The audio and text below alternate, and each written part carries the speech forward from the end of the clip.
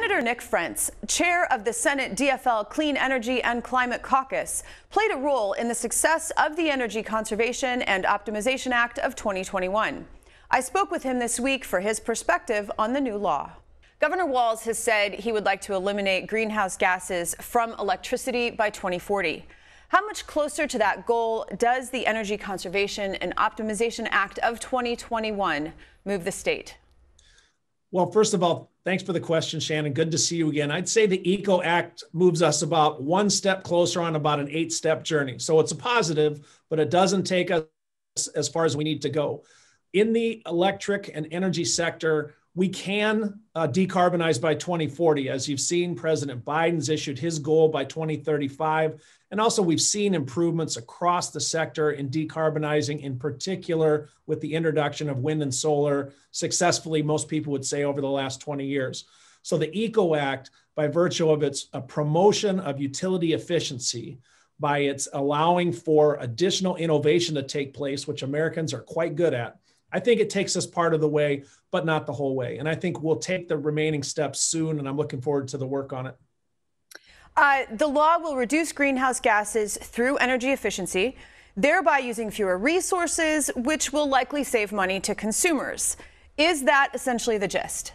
Yeah, and that's very well said. One of the things that you saw on the ECO Act that was most striking is a broad variety of stakeholder groups that supported it, among them utilities, including investor-owned utilities, municipal utilities, rural co-ops like I'm a customer of, and all of them said, if you let us do this, if you let us modernize the SIP program, Conservation Improvement Program, we'll save ratepayers money and we'll reduce the need to produce energy for existing uses, which will decrease our carbon footprint. We also had environmental groups, labor, different groups that said, hey, you should do this. And I'm glad to see it get done.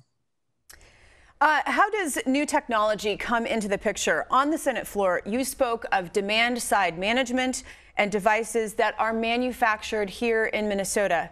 What are you talking about?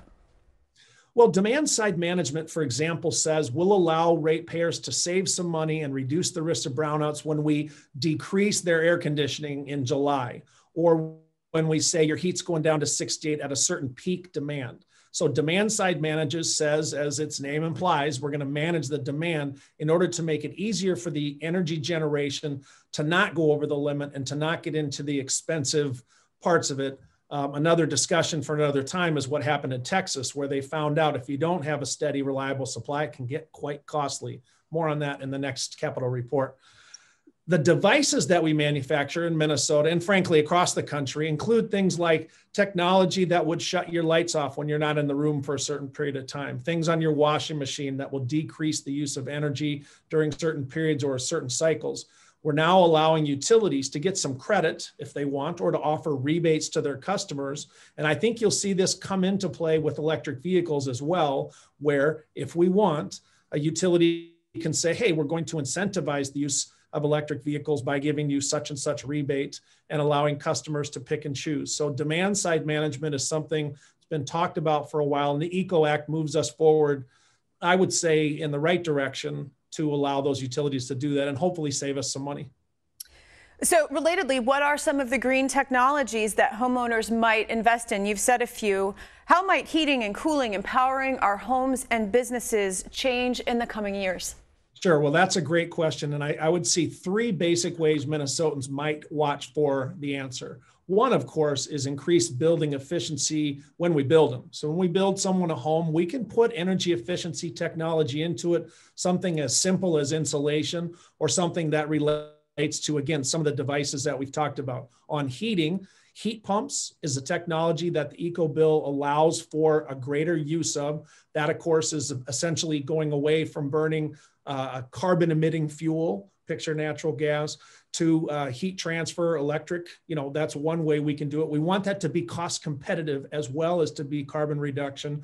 And we also are seeing geothermal. This is not quite here yet for the masses, but it's a technology that people are excited about for the 2 basic things: that it's efficient, it costs less, and we believe it can provide as stable a heat source for Minnesota homes, ironically, by drilling into the ground. Stay tuned on geothermal. We had some other bills come through where we thought there was some promise, and I'm hoping that we'll still see some additional looking at that technology. This bill had broad support from both sides of the aisle and from a wide range of advocates and interest groups. You've already referenced that it's no small feat in the current political climate. How was this accomplished? What lessons could we take into future negotiations with changes in law? Well, I appreciate that question. You know, as a member of the minority in the Senate, I couldn't help but notice that ECO had some broad support, and yet we had some trouble getting it across the finish line a year ago. So if your question is, what lessons can we learn? Allow me to just say, we had some legislators, including myself, Senator Jason Loehrke, and others who were willing to cross party lines to say, hey, what do you need to get X votes? It was significant for the Senate DFL in that this was a bill the Senate majority brought forward without enough votes of their own to pass it. So I wouldn't say it was unique, but it was unusual for us to be in a situation where we needed to put up a certain amount of votes. I will say that in the bill's first hearing on the floor, it barely passed. And as you may know, came back then later and garnered greater support. And so if I had one lesson to share with your viewers, Shannon, I'd say that's exactly what you want to see. And I could get into the details about what changes were made and what negotiations were held. But the gist of it was members of both parties were willing to adjust the bill in order to get more votes. That's really what should go on. And I think the lesson's obvious. We can do some good things for Minnesota and for the United States of America, if anyone in Washington, D.C. is listening, if we look across the aisle and if it isn't a sin to talk to a member of another party. As the Senate DFL lead on clean energy and climate change, what is the next issue that could possibly garner this level of bipartisan support? Well, I'd be psyched if I thought there was another issue that could garner this level of bipartisan support. I don't know that one's on the radar, but I will give you my take as one legislator out of 201 about what I think we should be looking at. First of all, we've decarbonized in the energy and electric generation sector somewhat. That's good. Transportation, industry, we really haven't made much progress. Just take transportation. Biofuels is something that gets a lot of discussion. We had Senator Tina Smith in Mankato, and we did an event yesterday to talk about biodiesel. I would like to think that members of both parties see the obvious advantages to a fuel that is cleaner and that we grow right here in Minnesota. Seems like a simple two-part benefit. There was not enough support to get biofuels, in particular E15 ethanol, across the finish line this session, even though it had pretty widespread support and had some push from the governor, who, as you know, formed a biofuels council and made some bipartisan recommendations. I think what'll change in the next year and going on is the realization that climate change is a real threat and that we have to do something. And as I've said, once we agree how much of a hurry we're in, I think it'll be easier for bipartisan support to say, okay, we'll do this. But I think, to be fair and honest with your viewers, and what other kind of guests do you have, Shannon? We don't really have the next thing which will show this level of bipartisan support. And I don't know that we have members running around the Senate saying, well, this is definitely the next thing we're going to agree on.